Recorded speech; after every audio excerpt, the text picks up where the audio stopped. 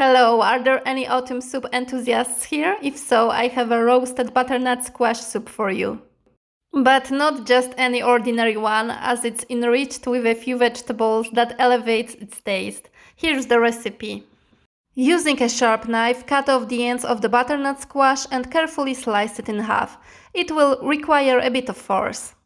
Remove the seeds from the squash using a spoon or an ice cream scoop and drizzle the squash with olive oil. Then season it well with salt and pepper.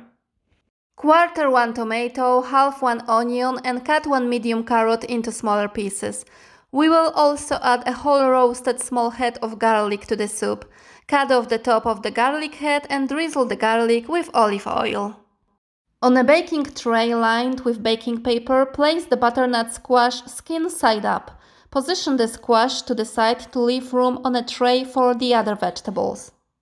First, bake the butternut squash for half an hour. After that half an hour, add the remaining vegetables to the tray and bake everything together for another half an hour. After baking, it's easy to remove the flesh from the butternut squash, which we transfer to a large blender. Transfer the remaining vegetables to the blender as well. Gently squeeze out the garlic. Pour broth into the blender. If you are using a jug blender, you may need to divide the vegetables into at least 2 batches. Use a minimum of 3 full cups of broth. If you want the soup to be a bit thinner, use 1 more cup. Alternatively, you can transfer all the vegetables along with the squash flesh to a pot, pour in the broth and blend with a hand blender.